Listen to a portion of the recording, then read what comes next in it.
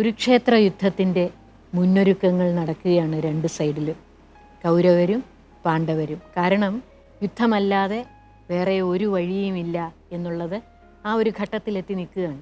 അതുകൊണ്ട് രണ്ടു കൂട്ടരും യുദ്ധസന്നാഹങ്ങൾ തുടങ്ങി.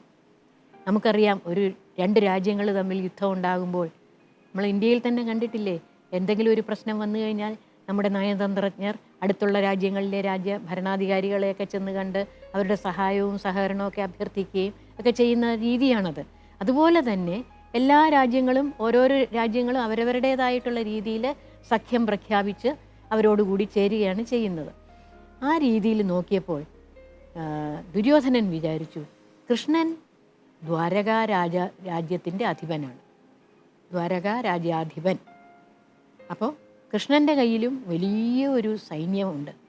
ആ സൈന്യത്തിൻ്റെ സഹായം അഭ്യർത്ഥിച്ച് നമുക്ക് കൃഷ്ണനെ കാണാൻ പോകണം എന്ന് തീരുമാനിക്കും.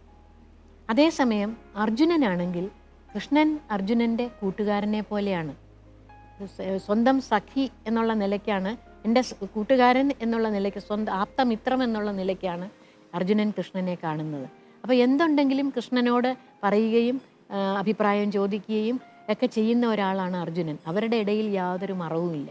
അർജുനനും വിചാരിക്കും യുദ്ധം തുടങ്ങുന്നതിന് മുമ്പ് കൃഷ്ണനെ ചെന്ന് കാണണം എന്ന് തീരുമാനിക്കും.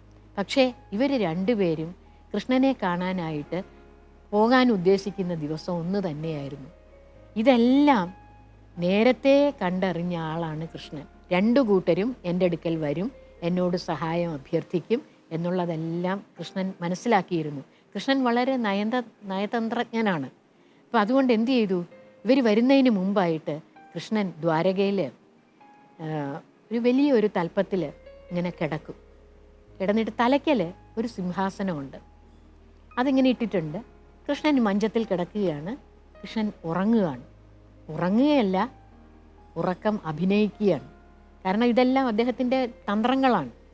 ഉറക്കം നടിച്ചു കിടക്കുന്ന കൃഷ്ണൻ്റെ അടുക്കൽ ആദ്യം എത്തുന്നത് ദുര്യോധനനാണ്. ദുര്യോധനൻ ഹസ്തിനപുരത്തിലെ രാജാവല്ലേ. ഇപ്പോൾ രാജാവ് എന്നുള്ള നിലയ്ക്ക് വന്നു, നേരെ കൃഷ്ണൻ കിടക്കുന്ന മുറിയിൽ വന്നു, കൃഷ്ണനെ കണ്ടു, ഉറങ്ങുകയാണെന്ന് മനസ്സിലാക്കി. പക്ഷേ കൃഷ്ണൻ ഉണർന്നെണീക്കുവാനുള്ള, അതുവരെ കാത്തിരിക്കാനുള്ള ഒരു മര്യാദ ദുര്യോധനൻ കാണിച്ചു. ദുര്യോധനൻ എന്തു ചെയ്തു, രാജാവ് എന്തു ചെയ്യണം, രാജാവ് സിംഹാസനത്തിലിരിക്കണം. അതുകൊണ്ട് തലയ്ക്കലിട്ടിരുന്ന സിംഹാസനത്തിൽ ദുര്യോധനൻ ഇരിപ്പായി. കുറച്ച് കഴിഞ്ഞാണ് അർജുനൻ വരുന്നത്. അർജുനൻ വന്ന് നേരെ പ്രവേശിച്ചു, ഉറങ്ങുന്ന കൃഷ്ണനെ കണ്ടു, തലയ്ക്കലിരിക്കുന്ന ദുര്യോധനനെ കണ്ടു. അർജുനൻ വളരെ വിനീതനായി ദാസ്യഭാവത്തിൽ കൃഷ്ണൻ്റെ കാൽക്കലായിട്ട് കയ്യും കെട്ടി നിൽക്കുകയാണ്. അപ്പോൾ ഒരാൾ രാജാവിൻ്റെ സ്ഥാനത്ത് ഇരിക്കുന്നു, മറ്റേയാൾ ദാസൻ്റെ സ്ഥാനത്ത് നിൽക്കുന്നു. കിടക്കുന്ന ഒരാൾ, ഒന്ന് ആലോചിച്ച് നോക്കൂ, കിടക്കുന്ന ഒരാൾ കണ്ണ് തുറന്നാൽ ദൃഷ്ടി നേരെ എങ്ങോട്ടാണ് പോവുക? നേരെ മുമ്പിലേക്കാണ് വരുന്നത് അല്ലേ, പുറകിലേക്ക് പോവില്ലല്ലോ. പുറകിൽ തലയ്ക്കലാണ് ദുര്യോധനൻ ഇരിക്കുന്നത്. അപ്പോൾ കൃഷ്ണൻ കണ്ണു തുറക്കുന്നു. കണ്ണു തുറക്കുമ്പോൾ ആദ്യം കാണുന്നത് അർജുനനെയാണ്. അർജുനനെ കണ്ടപ്പോൾ എന്ന് പറഞ്ഞ് ഇങ്ങനെ ചിരിച്ചുകൊണ്ട് ഇങ്ങനെ നിൽക്കുമ്പോൾ ഇവരുടെ കണ്ണുകൾ തമ്മിൽ സംസാരിക്കുകയാണ്. അർജുനൻ പറയുന്നു, ഒരാൾ തലയ്ക്കൽ ഇരിപ്പുണ്ട് കേട്ടോ, നേരത്തെ വന്നതാണ്, അവിടെ ഇരിപ്പുണ്ട് എന്നുള്ള അർത്ഥത്തിലാണ് അർജുനൻ കൃഷ്ണനെ നോക്കുന്നത്. കൃഷ്ണൻ തല കുലുക്കി പതുക്കെ എഴുന്നേറ്റിരുന്ന് കഴിഞ്ഞ് ദുര്യോധനെ അപ്പം കണ്ടതുപോലെ, നമ്മൾ കണ്ട് ഹലോ എന്നൊക്കെ പറയില്ലേ, അതുപോലെ കൃഷ്ണൻ ഇങ്ങനെ ദുര്യോധനെ കണ്ട് ചിരിച്ചു, കൈ കൊടുത്തു, വന്ന് രണ്ടുപേരും വന്ന കാര്യങ്ങൾ ആരായിയാണ്. അപ്പോൾ ദുര്യോധനൻ പറയും, ഇങ്ങനെ യുദ്ധത്തിൽ അങ്ങ് എന്നെ സഹായിക്കണം. അപ്പോൾ അർജുനനും പറയും, ഞാൻ അങ്ങയെ കാണാൻ വന്നതാണ്, സഹായിക്കണം എന്നൊന്നും അപ്പോൾ പറയുന്നില്ല, ഞാൻ അങ്ങയെ കാണാൻ വന്നതാണ്.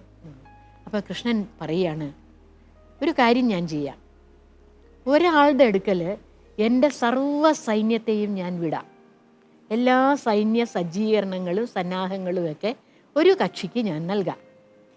മറ്റേ വശത്ത് ഞാൻ അവരുടെ കൂടെ നിൽക്കാം, പക്ഷേ ഞാൻ ആയുധം തൊടുവില്ല, നിരായുധനായിട്ട് ഞാൻ ഒരു സൈഡിൽ നിൽക്കാം. അപ്പോൾ ഒരു വശത്ത് എൻ്റെ സൈന്യം മുഴുവനും ഉണ്ടാവും, മറുവശത്ത് ഞാൻ മാത്രം ആയുധമില്ലാതെ. ആർക്ക് എന്തു വേണം നിങ്ങൾ തീരുമാനിക്കണം എന്ന് പറഞ്ഞു. അപ്പോൾ ഉടനെ തന്നെ അർജുനൻ പറഞ്ഞു, എനിക്ക് കൃഷ്ണൻ മതി എന്ന് പറഞ്ഞു.